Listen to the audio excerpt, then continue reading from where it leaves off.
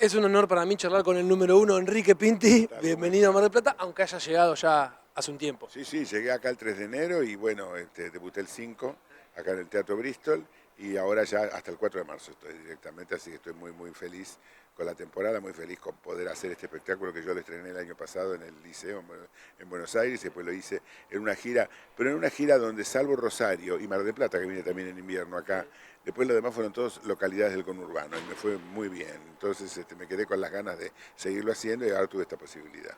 Bien, sos actor de raza, digamos, sos capocómico, pero ¿cómo te calificás vos en este momento de tu carrera? Digo, después de tantos años. ¿Qué Bueno, sos, no, Enrique? básicamente yo soy actor. La verdad que todo lo demás vino por añadidura, por necesidad, por no casualidad, pero por causalidad. Yo, la verdad, lo que fui siempre y lo que quise ser siempre es actor. Y quería hacerlo desde los 7 años, 8 años, 9 años. Yo quería ser actor, actor, actor, artista se decía en aquel Sí, momento. artista. Artista se decía en aquel momento. Quería ser artista y no tenía nada definido. Yo quería hacer drama, comedia, comedia musical, cómico, lo que fuera. Yo tenía un amplio espectro porque admiraba mucho, me hice admirador porque era cinéfilo, en nuestra época no había televisión, así que íbamos al cine 2 veces por semana, veíamos 3 películas por vez que íbamos, y entonces no a todo el mundo le gustaba tanto el cine como a mí, pero yo al ver los grandes del cine, argentino, italiano, español y norteamericano, yo tenía un montón de ídolos, entonces Danny Kaye, sí, Laurence Oliver, sí, Enrique Muñoz, sí, Nini Marshall, sí, Los Cinco Grandes del Buen Humor, sí, Jerry Lewis, sí, ¿entendés? Era todo, sí, entonces yo quería ser un poco todos ellos. De algunos me daba cuenta que no iba a poder ser por una cuestión física o una cuestión de temperamento, pero yo quería ser desde Hamlet hasta una sanata, una parodia. Entonces yo siempre fui muy amplio para mí, como mi gusto personal como espectador. Por lo tanto, nunca tuve prejuicios a favor ni en contra de ningún tipo de género. Y cuando era chico lo que quería era eso, que ser actor, ser actor, ser actor, ser actor, nada más. Después cuando me metí, porque era imposible en aquella época igual que ahora, era muy difícil entrar en la industria cinematográfica, en el cine argentino, porque siempre estaba en crisis y con problemas y que el instituto cerraba, que no cerraba. En la época de Perón, del año 46 al 55, se daban cualquier cantidad de créditos para cine, pero cuando cae el gobierno de Perón, se suspende la ley de cine, pues se decía que era la misma historia de siempre, que Sí, eran sí. los vagos que mantenía el gobierno peronista para hacerse propaganda.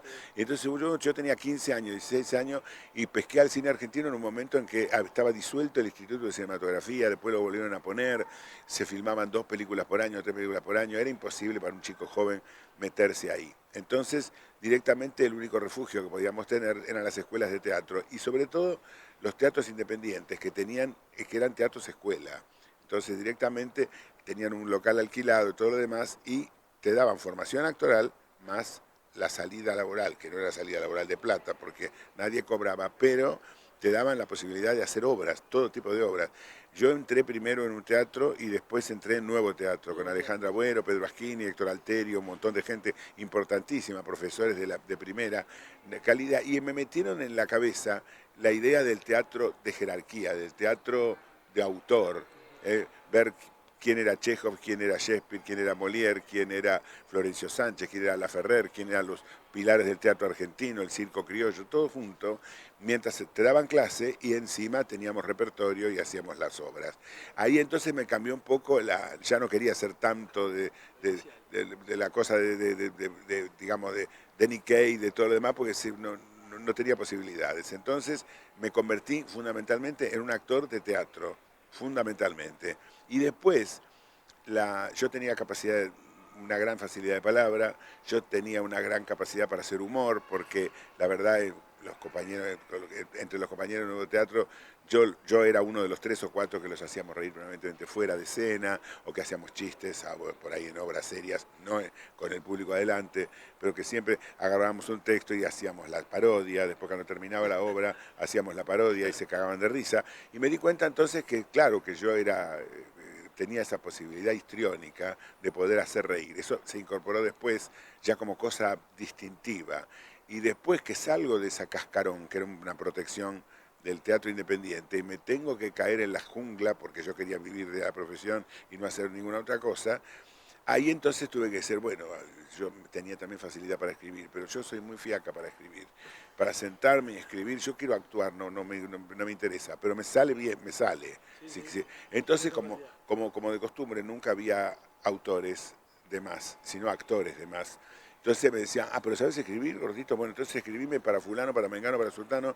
Me metí en el Canal 13, que quedaba a 2 cuadras de mi casa, Sí. y me quedaba cómodo, además, y empecé a escribir porque era yo muy amigo de Andrés Percivale, mi querido Andrés Sí, Percivale, claro. nos habíamos hecho muy amigos porque él había venido a colaborar en Nuevo Teatro como actor invitado, y ahí nos hicimos muy amigos, y él estaba en el Canal 13 viviendo prácticamente, hacía telenoche con Mónica y qué sé yo qué, y me dijo que lo habían llamado para hacer Casino, que era un show musical, ahí que él tenía que hacer el animador, porque lo había hecho Juan Carlos Torre primero y después Larrea, y él le tocaba a él. Entonces escribíme los guiones, yo le escribí los guiones, les gustaron los guiones.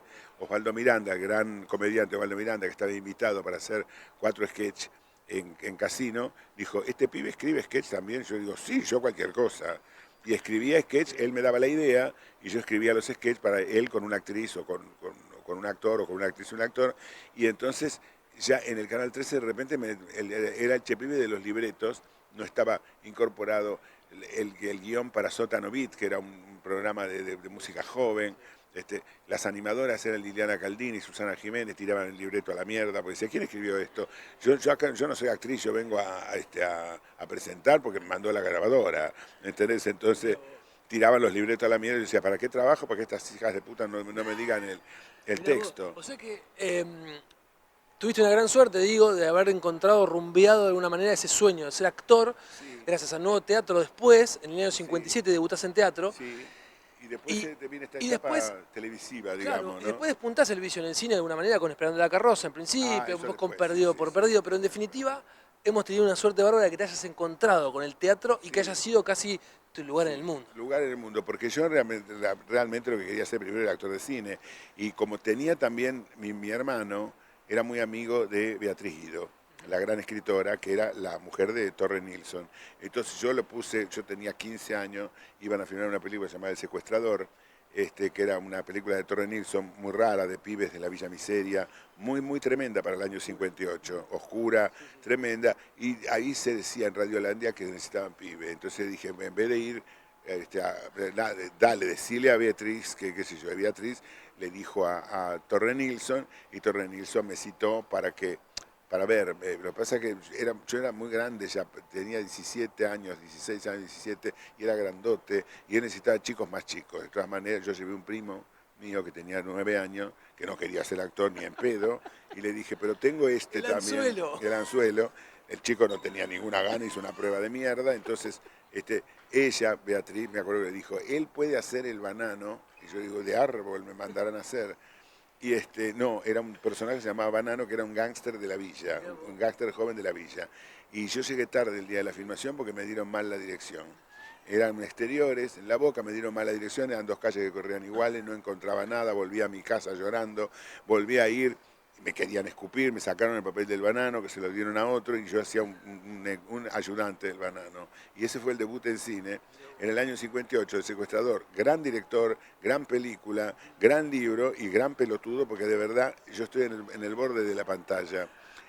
Y cuando lo pasan por televisión, a veces no salgo, porque viste el encuadre es distinto. Mirá qué historia, ¿no? Y ahí Qué yo me di increíble. cuenta que el cine, la verdad, no me estaba recibiendo con los brazos abiertos. Pero ¿Viste? mejor. Yo creo mucho en esas cosas Bueno, mirá cómo son las cosas. No llegaste a la filmación. Bueno, todo lo que pasó para que la vida te diera este lugar en el del mundo del teatro. teatro. Sí, sí. Sos uno de los grandes, bueno, yo no hace falta que yo lo diga, uno de los grandes capocómicos de nuestro país, aún en actividad, incluso a pesar de tus problemas de salud y con tu Sí, sí, pierna, sí. igual haces reír a la gente. Y Sí. quiero saber qué es hacer reír para vos, porque sos un cómico, pero más allá de eso lo haces con la veracidad de la historia y con Claro, tus recursos porque lingüísticos. ahí se juntó todo. Cuando de repente salí de la etapa esa de la televisión y todo lo demás, el café con ser estaba de moda. Fui a ver a Gasalla, Perciabale, Eda Díaz y Nora Blay, que hacía Ángel Valentino, y fui a ver La Botica del Ángel de Vergara Leumann, que hacía en la calle Lima, y yo dije, esto es lo mío, acá junto todo, el payaso, el que hacía reír en Nuevo Teatro, el culto, porque ellos también trabajaban con textos cultos y los satirizaban, y esto es una comicidad nueva, que no es la comicidad impecable de Pepe Arias, de los grandes de la revista porteña del 40 y del 50, sino que es una renovación. Entonces digo, me voy a sumar, voy a tratar de sumarme a esto, ¿entendés? Entonces el Café con Ser estaba de moda y entonces me metí en el Café con Ser y cuando me metí en el Café con Ser de la mano de Lino Patalano para hacer historias recogidas, que era mi primer espectáculo unipersonal, salido del nuevo teatro, yo puse en ese espectáculo que se llama Historias recogidas todo lo que había aprendido. Lo que había aprendido en el Instituto del Profesorado Secundario, al que fui, de literatura y todo lo demás, lo que había aprendido en el Nuevo Teatro, en las clases de historia del teatro que daban los grandes, lo que había aprendido de puestas de Shakespeare o de Molière, que yo había hecho como asistente de dirección del Agüero o como actor secundario, y se me juntó todo para poder hacer, y salió el monólogo. Salió el unipersonal, el monólogo, gracias al Café con Ser y a Lino y a toda la gente que me dio un espacio para trabajar, y era la historia de la tragedia como género teatral. Todas tomadas en broma, pero yo lo decía en serio, como si fuera un profesor que está loco y que te va contando las tragedias y te hace reír, desde Edipo y Electra y todo. Entonces ahí me vino bien todo lo que había aprendido culturalmente, lo que yo podía tener de histrión, y me metí ya directamente en el asunto. Y también tenía mucho que ver con el contenido, porque lo que yo llegaba a la conclusión, y había llegado a la conclusión antes de escribir el espectáculo, es que la tragedia inmoviliza y la comedia moviliza. Que la tragedia es, tu destino es este, lo escribió el oráculo, cagaste, te vas a coger a tu madre, pero no, no vas a saber que es la madre y la vas a coger, te vas a querer sacar los ojos porque sos un boludo. Entonces, evidentemente, en cambio la comedia no. La comedia satiriza, y al satirizar, la comedia en Lisístrata, los hombres están en guerra, y las mujeres se juntan y dicen, acá no se coge más si ustedes se siguen matando. Se encierran todas y los tipos calientes como la pava de lata, esa es la comedia griega. Entonces, la comedia hablaba contra la guerra por medio del chiste, y la tragedia inmoviliza, tu destino está escrito y te vas a morir. Entonces, me di cuenta de eso y lo puse en el final de Historias Recogidas, y la gente decía, uy, de pronto tiene contenido esto. Entonces, se me juntó todo. Es tremendo. Ahora, el contenido Y ahí a la teórico... política nada. Bueno, eso, el contenido No, teórico que usás históricamente tiene que ver con lo que viviste. Siempre decís, lo viví y lo vivo hace tantos años. Sos como un juglar de alguna manera de lo que pasa respecto sí. a lo social, casi como un periodista arriba de un escenario que le cuenta a la gente lo que ve de una manera satirizada. Sí. Bueno, ¿por qué, digamos, te ha ayudado tanto el marco teórico, no? Mucho, muchísimo. Y entonces, claro, a partir de ahí, esto era el año 73, cuando yo estreno Historia Recogida. Y cuando yo escribo eso, viene una época muy turbulenta en la República Argentina, año 74, el regreso de Perón, López Rega, la AAA, un horror. Entonces, ahí todos de alguna manera empezamos a tener una visión mucho más política de la realidad. Entonces, yo no sabía qué hacer. Después viene la larga noche esa del proceso, del 76 al 83, y entonces uno aprendió a hablar en clave también, para que no te jodieran, pero ya ahí el mensaje era más político que otra cosa. Era el ansia de la libertad de prensa, de la libertad de expresión, de la libertad de vida, de toda una serie de cosas que estaban como muy encadenadas en ese momento. Entonces, durante esos largos años del proceso, yo fui elaborando una serie de espectáculos y hablé sobre la historia del cine en Historia del 7, que hice en La Bola Loca, con producción de Gerardo Sofovich, también y con Ana María Acores y Reina Rich, que recién empezaban sus carreras, y narrando la historia del cine, narraba la historia del siglo XX prácticamente, y como tiro por elevación, era año 77, como tiro por elevación, yo hablaba de lo que pasaba en el país, porque hablaba de la censura, del código Hayes y de todo, de que no se podía mostrar una teta, de que no se podía mostrar lo otro, de alguna manera era terminaba todo el cine catástrofe, que estaba muy de moda en aquella época, y yo hacía un Nazareno Cruz y el Lobo en versión argentina, en cine catástrofe directamente, donde los personajes eran justo lo opuesto. No sé, la lichiguana era Mirta Legrand, que estaba en la mesa, que decía lo que iba a pasar, y los dos paisanos recios eran mi amigo Andrés Percival y Graciela Borges, que eran súper brutos y no tenían nada que hacer. Era todo el contratipo, y yo hablaba de la catástrofe argentina como tiro por elevación parecía la dictadura, no se hablaba de la dictadura, pero yo me daba el gusto de alguna manera de hacerlo. Cuando vino la democracia, ya ahí entonces dije, hay que hablar, hay que hablar, hay que hablar, y en la cabeza empezó a brotar salsa criolla. Más que historia del cine, más que historia de la tragedia, más que contemos la historia de acá. Y salió salsa criolla en el 85. El más exultante de todos los Enrique Pinti, tal vez en tu mejor momento y demás. Y quiero saber qué significa hacer humor en definitiva, porque hiciste humor, pero con este revisionismo histórico que no puede quedar afuera, porque es humorístico realmente, Sí, ¿no? claro. Viéndolo Viéndolo tragicómicamente. trágicamente, sí. Lo que pasa es que, lógicamente, pertenezco a una época y pertenezco a todo este proceso, que todo el mundo lo pasó de distintas maneras, pero saliendo de la misma raíz. Ahora la época es completamente distinta, la gente busca otro tipo de humor y está bien que lo busque, y los cómicos de hoy en día tienen más que ver con el stand-up, tienen más que ver con el Google, tienen que ver con las redes sociales, y son de otra manera, vuelven al humorismo de costumbres. Sí. Vuelven al A humorismo reírse de de sí costumbre. mismo. Sí, a reírse de sí mismo Sí. y al humorismo de costumbre. ¿Entendés? La Teresa Dalia Goodman te habla de todas las cosas de minas. Entonces te dice lo que hace una mina con el teléfono, lo que hace una mina con el hombre hace esto, la mujer hace lo otro, que es humor costumbrista. Sí. Es un humor costumbrista que ha vuelto, se ha despojado un poco de lo político exactamente. Nosotros yo quedo como medio dinosaurio de aquel momento. No, en cuanto a los gustos del público de hoy, ¿no es cierto? Queda medio dinosaurico, pero Pero hace falta siempre un para mí Enrique sí. Pinti, ¿no? Para mí hace falta todo tipo de humor. Yo siempre descreí de la gente que decía, usted hace humor, porque los otros no hacen. No, no, para un poco. El humor se hace, es un mosaico enorme, y cada uno tiene que partir de su creatividad y de su necesidad. Y entonces tenemos una paleta de humor a lo largo de toda la historia, muy variada, muy variada. Tenemos desde Nini Marshall y Jorge Luz y los cinco grandes del buen humor, el gran Pepe Arias y Parravicini, tenemos el grotesco de Mario Fortuna, tenemos actrices cómicas como de Olinda Bozán a Laura Oliva, tenemos un montón de gente impresionante nosotros en el humor. Tenemos conjuntos como Midachi y como Lelutier que están en veredas absolutamente opuestas, pero que rellenan las necesidades de una parte Su del público y materia de la prima otra es parte. hacer reír. Es hacer reír, Sí, pero sí, sí, con sí. gran calidad, con gran talento. Y uno se especializa en una cosa. Y yo me especializo en meter el dedo en el culo y en la llaga y volver a decir, señores, esto ya pasó, no seamos pelotudos, porque yo siempre me incluyo, porque me hago la autocrítica de mi propia generación, que vio cómo sacaban a patadas de la Casa de Gobierno a Arturo Illia y no dijeron nada, no dijimos nada, dijimos una tortuga, sáquenlo, ¿entendés? No había robado, no había afanado, declaró hasta las 3 corbatas que tenía. Cuando murió de una enfermedad terminal, siendo médico, no se podía pagar el tratamiento, tuvo que vivir de la cosa. Un hombre no robó, no afanó, quería la democracia, quería que lo sacaron a empujones de la Casa de Gobierno y todos en casa. Anda a comprar fideo, vieja, que se armó otra vez, no sé, cosa de Milico. Y yo era ya grande, ya podía haber no salido Bueno, pero no hay culpa, no hay culpa. pero hay algo que hicimos como el orto, evidentemente, porque nosotros ahora, que tenemos casi 80, le decimos a los jóvenes, digo, ustedes no tienen conciencia, ¿qué conciencia tuve yo? ¿O qué conciencia tenía yo? Yo tenía 23 años, vi que sacaban al único hombre honesto que había pasado por la Casa de Gobierno patadas en el culo, y ni siquiera dijimos, che, no lo hagan, dejen que termine el periodo, nada. Es difícil ser protagonista, ¿no? Ahora, ¿quién tiene hoy la bandera de lo tuyo de alguna manera? Tal vez desde la ironía, no tanto desde lo histórico-político. Diego Capusotto, quizás.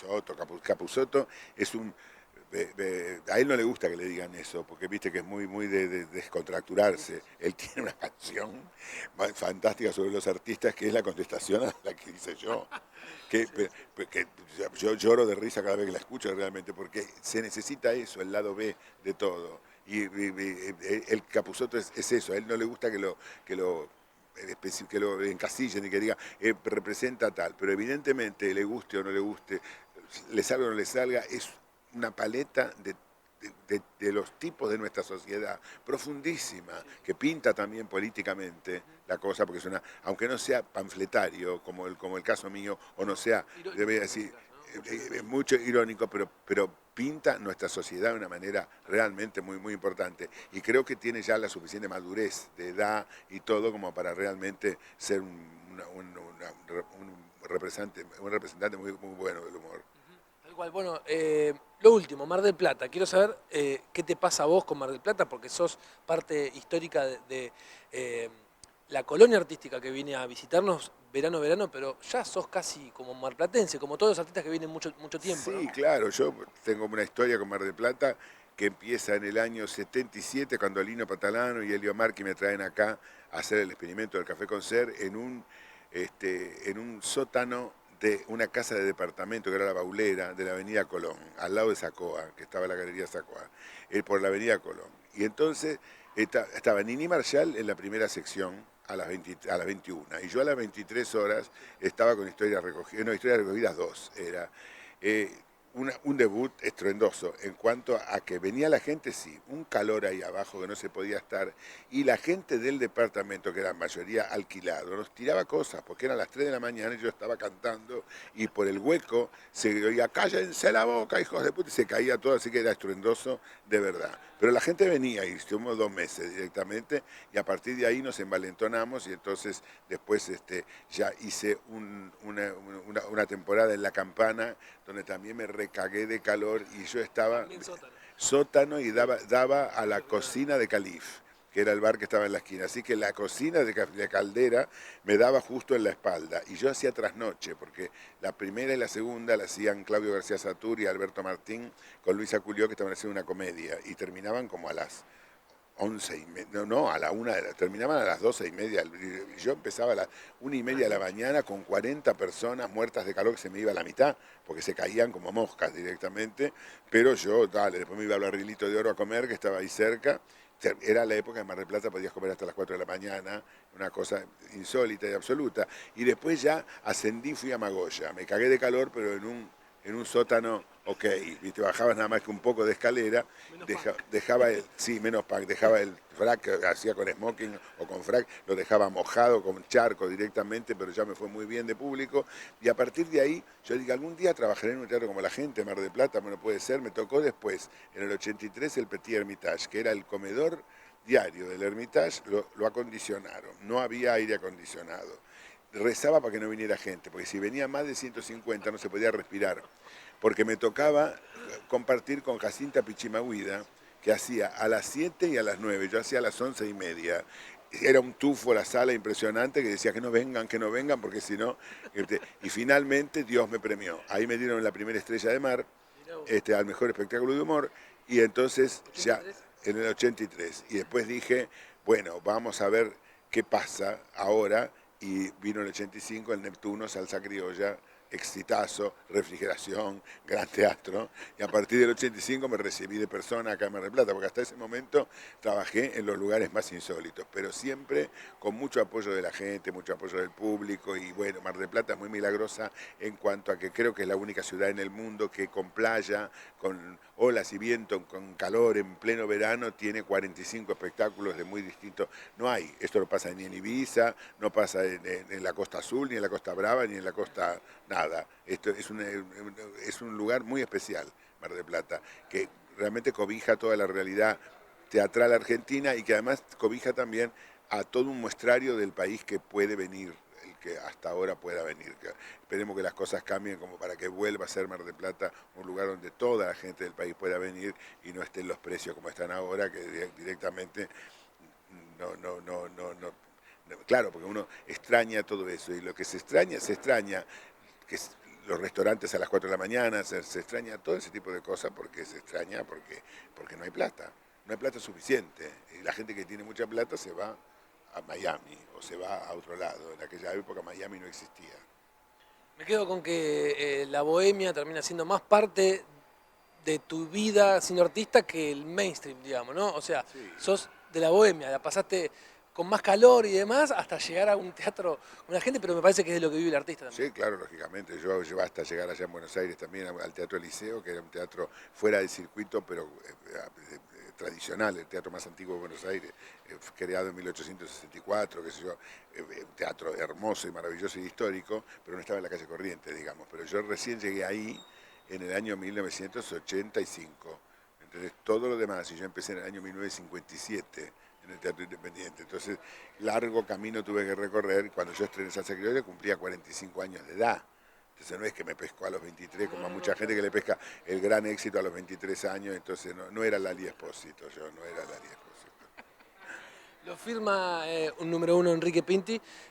Gracias, Enrique. Me parece que tu cerebro es para el libro Guinness, creo. Yo no sé, La hay verdad que hablar de tu cerebro en algún momento, ¿no? funciona muy bien, hasta ahora funciona muy bien y hasta ahora, salvo alguna cosa, no me traiciona la memoria. A veces me quedo atrancado con un nombre y me quiero matar, pero es un nombre nada más, cómo se llama, pero nada más que... Pero está el ejercicio de buscarlo hasta encontrarlo Sí, y sí, sí, sí. Yo no tengo Google, no tengo nada, no tengo aparato, no tengo absolutamente, así que tengo que empezar a hacer la asociación libre, si no es imposible que yo me olvide de un nombre. Ahora estoy empezando a olvidarme de algún que otro nombre, pero el otro día quería decir en el telespectáculo, pero que ya lo tengo, y quería decir Herminio Iglesias y me salía el otro, el que se borró. No, el que se borró, ¿cómo se llamaba? El que se ahora se me fue. Herminio que se borró. No, Yo Herminio no soy se del borró. 86 igual, así que... Sí, no. Otro que se borró, se me borró ahora. Pero ves, por ejemplo, y lo digo todas las noches, y no me salía el niño Iglesias, me salió el otro nombre, ¡pum! Así de golpe, y dije, ¿qué pasó acá? Se saltó la tecla de la computadora, evidentemente, pero si no estoy bien. Lo firma el número uno, Enrique Pinti. Gracias, Enrique. Qué Gracias. gusto.